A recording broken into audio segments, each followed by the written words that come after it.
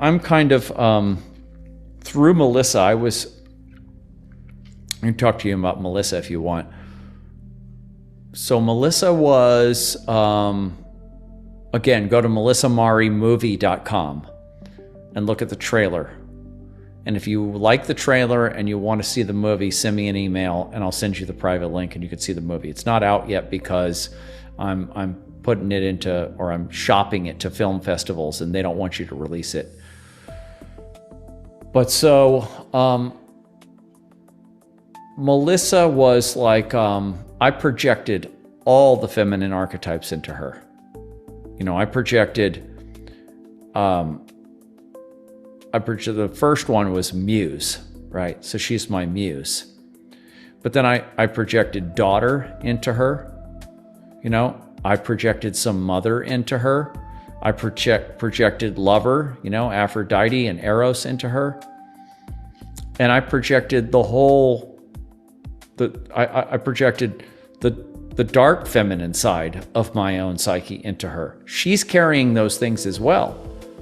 She's carrying those, but I'm also carrying those.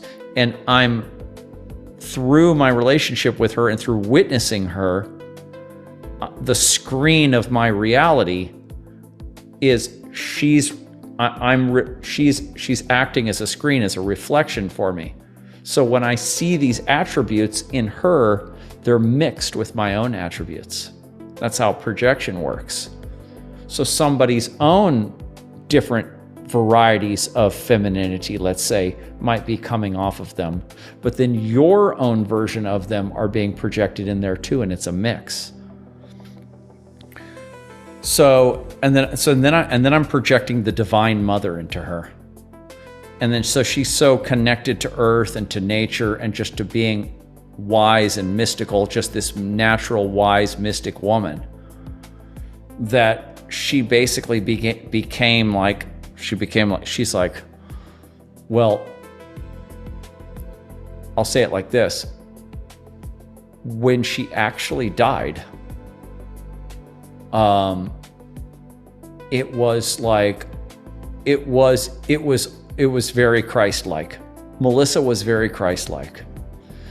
And then when she actually died through the process of individuation, the most committed, the most serious, the most extreme, I called her the extremist commitment to inner evolution, to healing that you could possibly have of anyone I've ever met. She had that. And when someone is like that in your life, and then they die in the process, it's like Jesus dying on the cross. It's very archetypal. Or it's like a martyr. It's like a Joan of Arc or whatever. And so it's like a martyr archetype. And so then she passes, and it's like now she kind of becomes just like how Christ does for the Christians, becomes their example. So Melissa now becomes my example. She was for the whole 12 years we were together, but then now that's what she's like a saint to me now. So it's like I have a religious orientation now where Melissa, or the Melissa is there as a personification of these feminine archetypes that I was being able to access through her presence. And now she's not there physically, but now I have to continue to hold these archetypes, to hold these energetic recipes in myself. And so that is truly a religious experience. That is truly a religious way of life. And that is a higher way even as a Christian. That's the sort of the Gnostic higher way of being a Christian, is to really archetypally embody the energies. And to stay connected to those energies. Just going to church and wearing a cross, so this is fake. I mean, you can still go to church and all of that. You can still wear a cross and all of that, but people mainly just deal with the sort of outward This is what my parents and a lot of the boomers that became hippies and stuff were sick of. They were sick of the personification of it, the superficial personification of Christianity and being a Christian without the real depth. Real Christians wouldn't even, would hardly ever even go to war. And now you have, people, millions of people calling themselves Christians that are like pounding the table for war. It's completely anti-Christian. And so, but that's, I sound like James Hillman now, but that's exactly how Hillman sounds. But, yeah, so that's how it is, and so that's what it is with me and Melissa and everything. And if you see the film, you'll see the film is really just an overview. I had to cram, Melissa's whole life as an artist and our 12 years together into 100 minutes. So there's no way I could give you all the depth. I have to release more material to do that. But it will definitely emotionally get you in touch with her, and also our relationship and what we were doing, how we were being alchemists together. Even though I don't actually describe in the movie any of the techniques or anything like that we're doing, you'll get a feel for it. So yeah, this is the kind of stuff that we're going to explore more as I keep doing these broadcasts. And you guys should let me know, if, like today it's Friday at 8 something at night, and we'll probably go till 9 or 9:15 or something like that. And then I was thinking about doing another one tomorrow to see if people are, if maybe Saturday, but I may not. I'm just kind of still thinking about it right now because it's Christmas and all that. And I was to reach people in Europe. And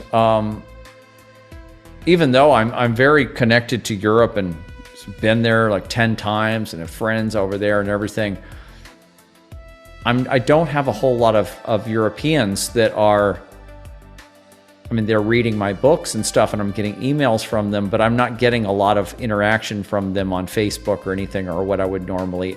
Still, my kind of people I'm mainly talking to are in the United States or North America, maybe South America, I guess, time zone wise, I guess. So I don't know how effective it will actually be to do a show earlier, because then the Europeans could tune in. Because if I do it at noon, it's 8 o'clock. Well, if I do it at noon, that's actually, that's like 6 or 7 o'clock. And so I think that's 6 o'clock in England and 7 o'clock in Germany, say. So eventually I will do a second broadcast that's earlier so that I can get, oh, absolutely. Listen, it's keeping her spirit alive. Yeah, Melissa is,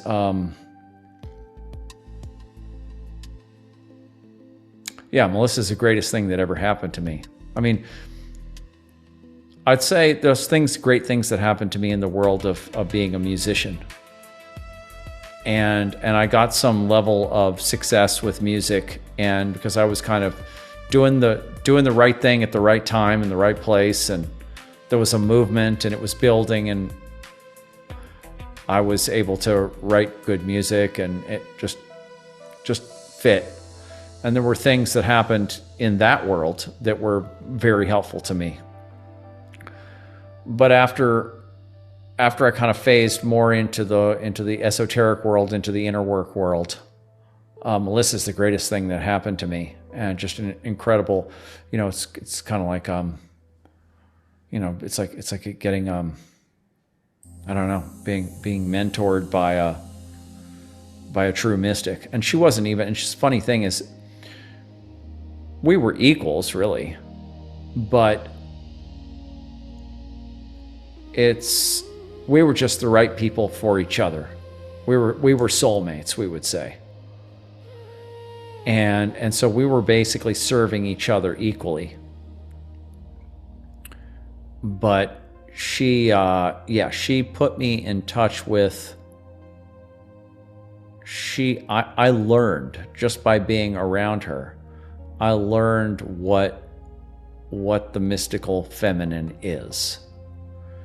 To whatever degree a man can, and I know I'm not even at the highest level of that understanding. I know there's higher levels of that. But I learned a certain level of that. And it's something that most men are not getting to learn. They're not getting that. And I feel like it was something that I earned because I was so serious about working on myself, and I was waiting for that. Didn't know I was exactly waiting for that. And Melissa, I already knew she was in the music scene. She's a metal music singer at the time. She's done all kinds of music, but that's what she was doing in the Bay Area, San Francisco Bay Area, where I was. I'm in Austin, Texas now, and so I knew her for about 5 years prior. I knew her since about 2008 or 9. But then when we started doing our thing, it would be about 2012, 2013.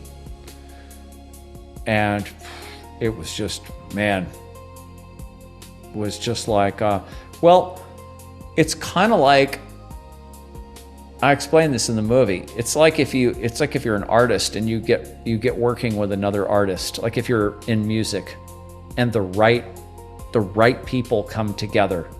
It's like the Rolling Stones, the Beatles. The right people come together, and it's just magic happens, and you're just like, whoa! It's just coming out of you guys, and you just realize, wow.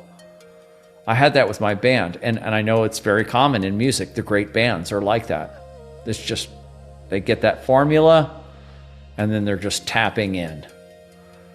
And so we had that. We had that in the alchemy world, in the psychospiritual world. We had that. We were tapped in. We were downloading. And, we were antennas, and we came together and we're like, pfft. So now I have that experience, a very rare experience, very rare sacred experience. And Melissa's always going to be a big part of my life. And I have so much Melissa material. I have so much of her music, thousands of pictures, thousands and thousands of hours of audio recordings and video recordings and journal entries. I mean, I just have a lifetime worth of material that I can use to make art out of Melissa's essence and explain her way of being to people. It's very important. I think especially, I was going to say especially for women, but I think for men too, to hear and to see what this kind of human is like.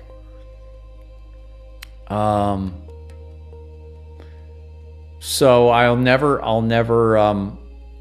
can never possibly forget about Melissa, although I can feel, it's been a year now, I can feel that, for a long time, I just finished the movie a month ago, so I'm just constantly looking at all of her images and everything, constantly connecting with her, constantly crying over and over again. And I learned how to cry. I learned how with her, we did this John Ruskin emotional processing method. We did so much crying in the early days. So I learned how to cry really deeply and easily. So just thank God for that, because it's so helpful. So I just purged this whole year. So I was just in withdrawals. I was like in Melissa withdrawals for this whole year. And I'm just now to the point to where I'm starting to feel autonomous again.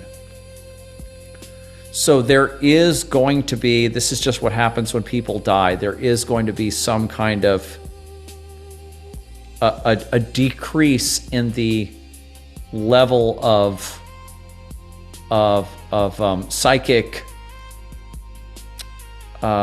reference that's still in you. It will always be in me, and I'll always be able to listen to her, look at her, and go back to her.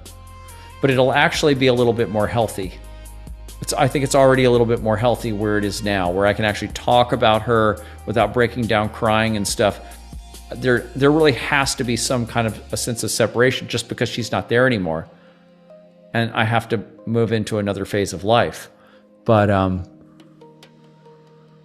oh, yeah, well, if you're feeling that with somebody, you're starting to feel that with a certain someone, there's a synchronicity. Yeah, well, some of this is just in the Jungian sense, this is animus projection. So when you're with the right man or right woman, you're projecting your perfect masculine onto them or your perfect feminine onto them. And they are projecting it back onto you. And this field, this bipolar field forms, and you get magic in there. And that's why the beginnings of relationships are magic. And that's the way that's common. That's just the way it is for humans. And so that's natural. But then there's what I would call like the alchemical relationship, where it's more than just great feelings. But it's like you mentioned, synchronicities. Yes, it's synchronicities all over the place. And it's creativity coming in. Any kind of creativity. It doesn't need to be music like it was with us, or writing books about the shadow or whatever. It's can be any kind of creativity.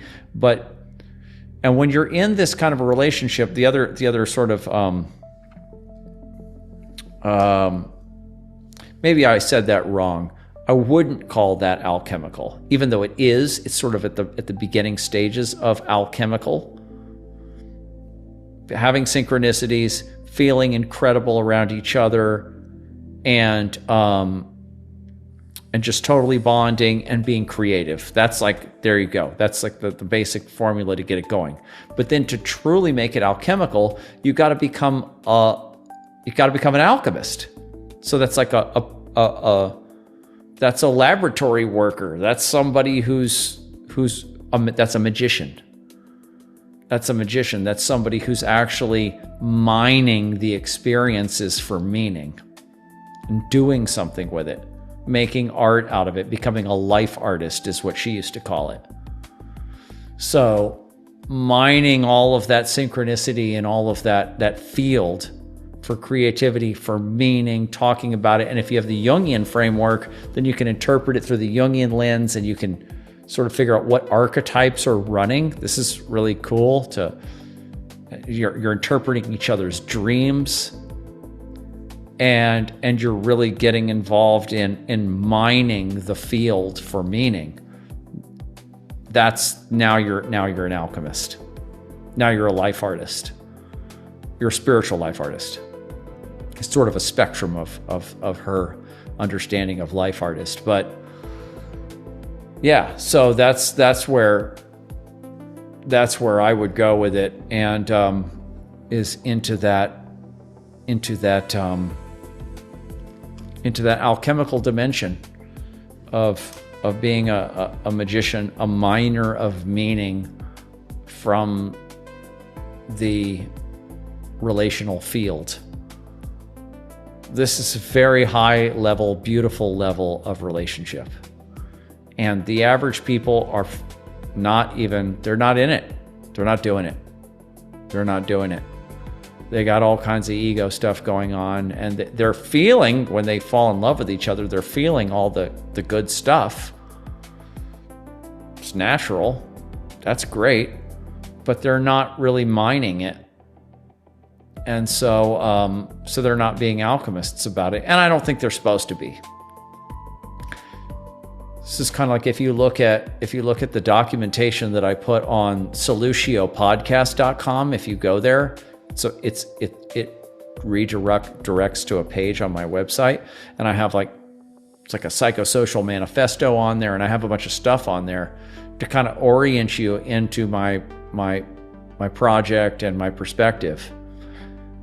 And if you look at that, the whole idea there is that what we want to do is well, you're very welcome. Yeah, thanks for hanging out with me. I mean, absolutely. I mean, I was just hoping that some of you guys would come on here and hang out with me, because I've had 2 tests. This is really like a test stream. This is me getting into the swing of doing these broadcasts and doing them often. And I'm just still figuring out the technicalities and all that. And I have to bring guests on and stuff like that. But I'm always going to be hanging out with you guys, and I'll get a schedule going. And I want to, like I said, have a schedule that works for as many of you as possible, because we are the alchemists. And go to soluciopodcast.com and look at the documentation there. We're the alchemists. We're the ones. We are the inner workers. We're the technicians of the psyche. And we're another generation. I'm a Gen Xer. I don't know how old you guys are, but you're probably Gen Xers at the most, or millennials. And we have a little bit different psyche than the boomers. And this is a different world. This is a different reality. And the matrix, so to speak, is falling apart. The civilization isn't as hospitable to us anymore. It's more parasitic, and it's more fragile, and it's more toxic.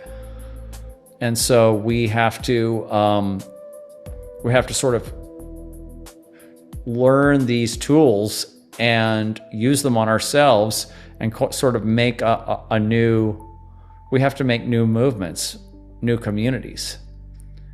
And I consider this to be it's like sort of a new human potential movement, and this is sort of a segment of it.